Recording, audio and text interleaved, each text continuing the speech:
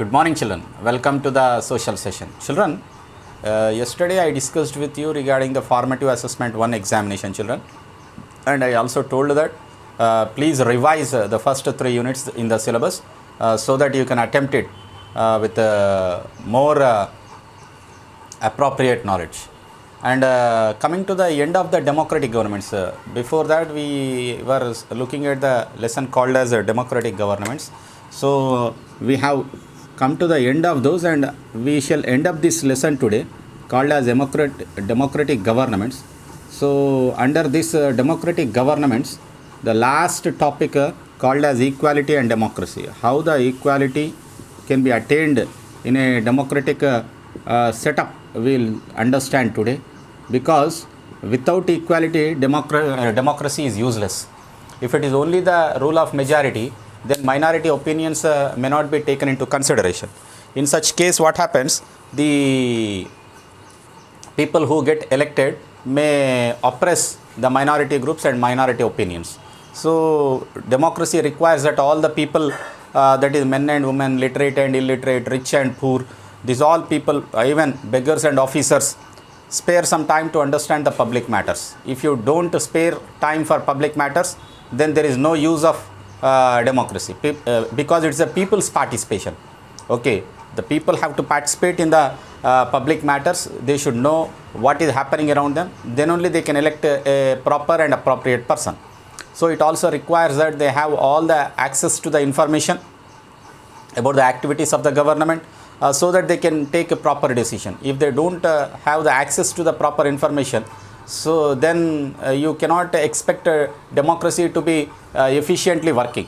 For namesake, the democracy may work, but it is not the ground level who get benefited with such kind of setup.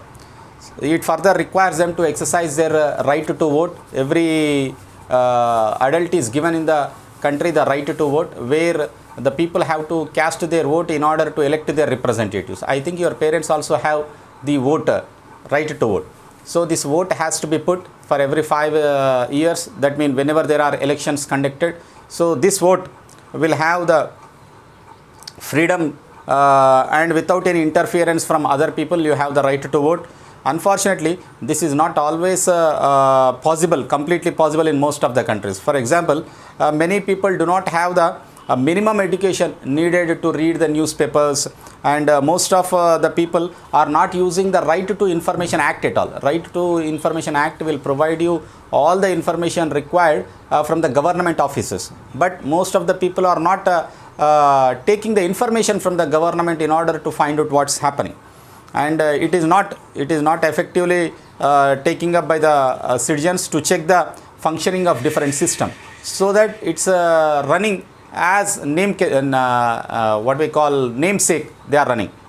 Its effectiveness or its effective use ensures a proper functioning of the machinery. Entire machinery will function properly. When you demand for the information, the officer will become alert.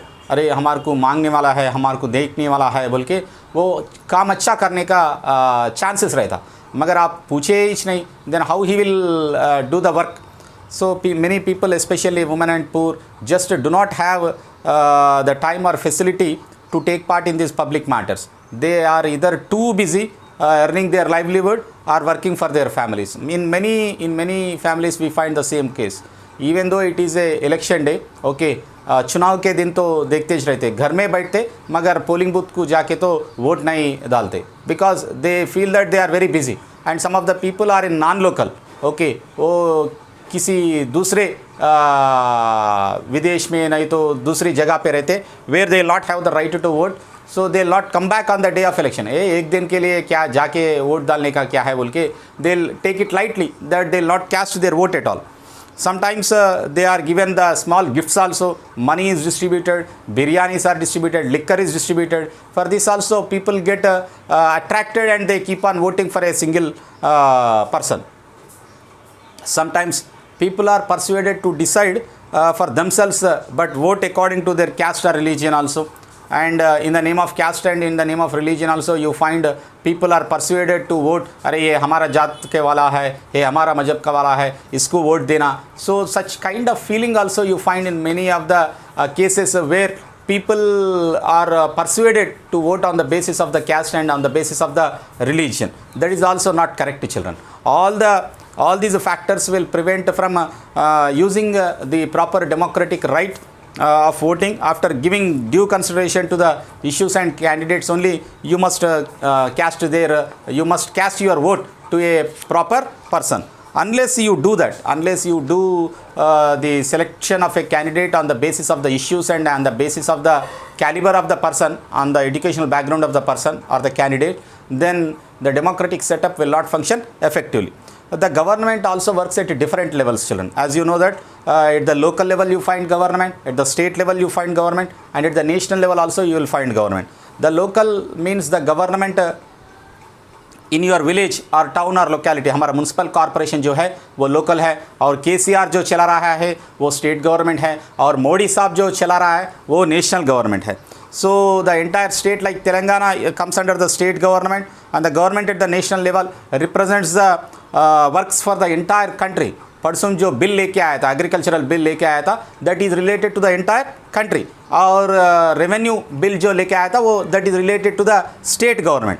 So later in our book only, in this textbook only, we will read about how the government functions, and when you go to the next classes, you will also will learn about how the government functions at the state level and at the central level. So thank you children, and keep revision going on. Thank you.